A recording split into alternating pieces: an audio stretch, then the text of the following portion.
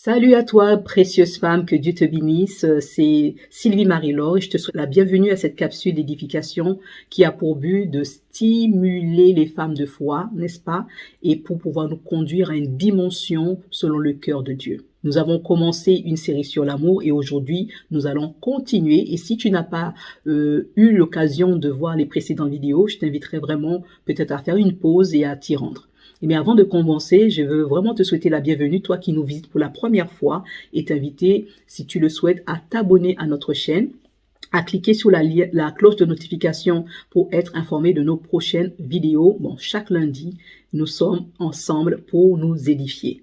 Alors, comme je disais, la série sur l'amour. Alors, nous avons commencé par voir que l'amour, c'est la marque de fabrique de Dieu. On ne peut pas parler d'une femme chrétienne sans parler du moule duquel elle est sortie, qui est Dieu lui-même, et Dieu est amour. Nous avons vu les caractéristiques de l'amour selon Dieu et selon les hommes. Nous avons vu aussi lundi dernier que pour vraiment rentrer et toucher le spirituel, le surnaturel divin, nous avons besoin de la base de l'amour, parce que c'est en fonction de l'amour que nous avons pour notre prochain que Dieu aussi est capable de déverser de ses faveurs, de ses dons, afin vraiment de pourvoir à des solutions, afin de pourvoir aux besoins du plus grand nombre. Et aujourd'hui, j'aimerais nous parler de l'amour qui est donné.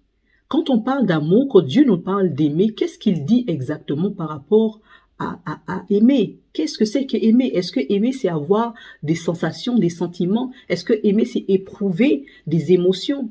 Alors nous allons nous plonger dans la parole de Dieu et je t'inviterai à prendre avec moi le livre de Jean, chapitre 3, verset 16, que tu connais certainement, et nous allons lire ensemble. Si tu as la possibilité de lire avec moi, ça me fera plaisir aussi.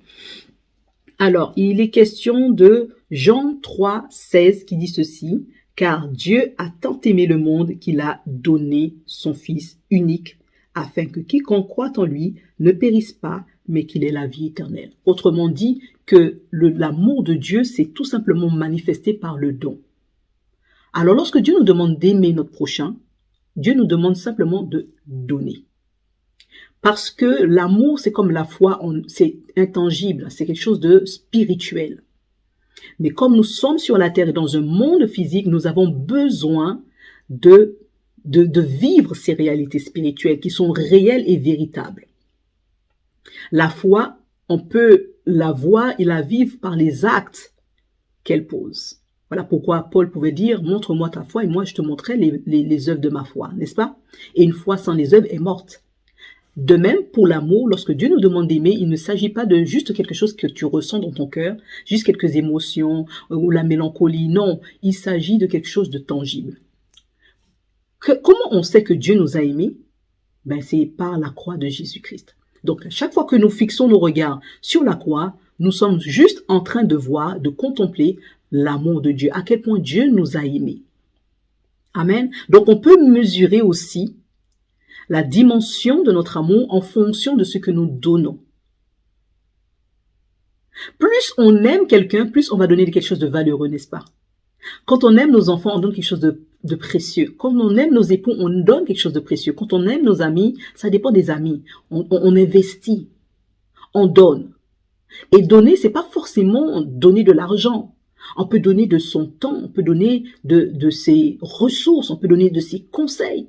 Voilà pourquoi le Seigneur disait, et nous allons tourner la page toujours en Jean, chapitre 15 cette fois-ci, et nous allons lire le verset 12.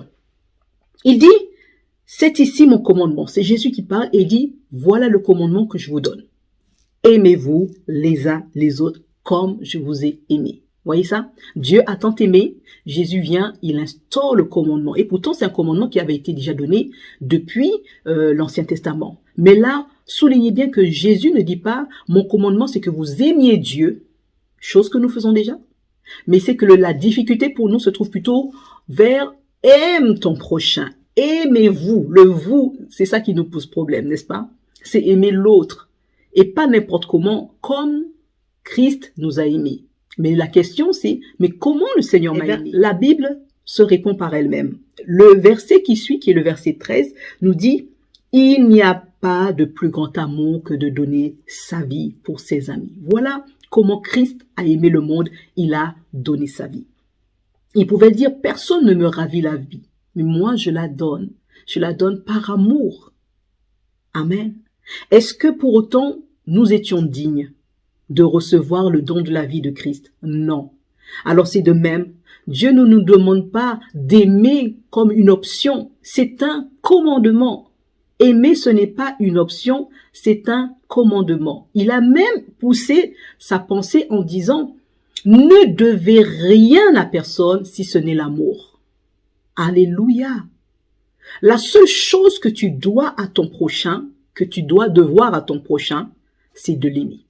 Donc, quel qu'il soit grand, beau, mince, belle, intelligente, que cette personne t'aime ou ne t'aime pas, tu te dois de l'aimer parce que Dieu t'a aimé. Il t'a aimé alors que tu étais dans le péché, il t'a aimé alors que tu étais dans la haine, il t'a aimé alors qu'il n'y avait rien de bon en toi, il t'a aimé alors que tu ne l'as même pas invoqué. Voilà pourquoi le Seigneur établit ce commandement-là sur nos vies. Nous devons nous aimer les uns les autres. Donc, il ne s'agit pas d'une question de est-ce que je le sens, est-ce que je le veux, est-ce que la personne est gentille avec moi, qu'est-ce qu'elle m'a fait de bon, j'attends qu'elle me fasse d'abord du bien, ensuite je donnerai. Non, Jésus n'a pas attendu que nous l'invoquions, Jésus n'a pas attendu que nous nous repentions même, mais la Bible dit que Dieu a aimé, que Dieu a donné. Quelle prière avons-nous fait? Quelle bonne œuvre que nous avons fait pour mériter? Mais Dieu a aimé et Dieu a donné. Alors de même, Dieu attend aussi que tu puisses aimer et que ton amour puisse se traduire en actes. Parce que tu aimes ton prochain, tu ne vas pas lui faire du mal. Parce que tu aimes ton prochain, tu ne vas pas lui mentir. Parce que tu aimes ton prochain, tu ne vas pas lui mettre des pots de banane. Parce que tu aimes ton prochain, tu ne vas pas soupçonner le mal. Parce que tu aimes ton prochain, tu ne vas pas le critiquer ou le médire d'elle ou de lui. Alléluia. Il n'y a pas de plus grand amour que de donner sa vie.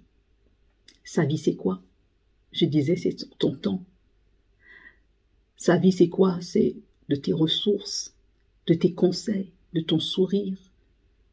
Sa vie, c'est quoi? De tes finances. Donne ta vie. Et ainsi, le Seigneur dit qu'il y a plus de bonheur à donner qu'à recevoir. Il connaît le principe du donner par amour. On peut donner par égoïsme, par méchanceté, on peut donner par dédain, on peut donner avec mépris. Mais ce n'est pas de cet amour dont je te parle. Je te parle de l'amour de Dieu. Je te parle du donner selon le cœur de Dieu, qui est de donner ce qui est le plus précieux.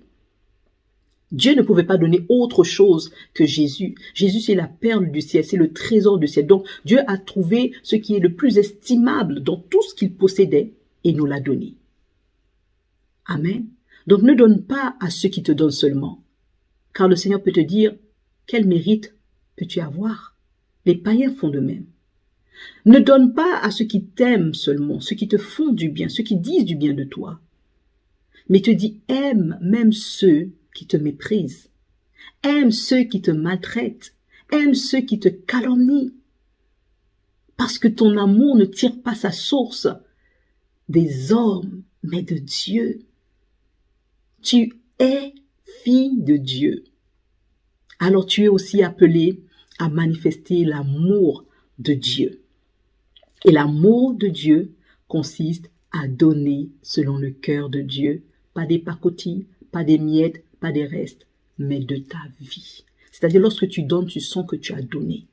Et ce genre de don, ce genre d'offrande, non seulement l'autre peut l'oublier, l'autre peut ne pas être reconnaissant, l'autre peut même te mépriser demain. Mais sache que si tu te conformes à la pensée de Dieu, Dieu tient un livre de souvenirs et il se fera un plaisir de l'ouvrir en ta faveur au temps de ta détresse. Donc au final, lorsque nous aimons notre prochain, nous manifestons juste la volonté de Dieu. Nous marchons selon la parole de Dieu. Et celui qui marche selon la parole de Dieu, Dieu ne l'abandonnera pas non plus. Donc c'est vrai que aimer, ce n'est pas attendre de l'autre une quelconque gratitude, un remerciement, parce que l'homme est et peut être ingrat, n'est-ce pas? Mais Dieu qui est un Dieu d'amour et qui voit dans le secret nos dons, nos offrandes, nos sacrifices, nous le rendra. Amen. Donc, je vais te laisser sur cette pensée pour t'inviter réellement à passer au stade supérieur. Si dans ton cœur, tu avais des blocages par rapport à aimer et donner surtout aux autres, je t'invite vraiment à faire cette prière avec moi et à demander la grâce de Dieu, que tout blocage soit brisé dans ton cœur et que tu puisses vivre pleinement la puissance du donner, parce qu'il y a beaucoup plus de bonheur à donner.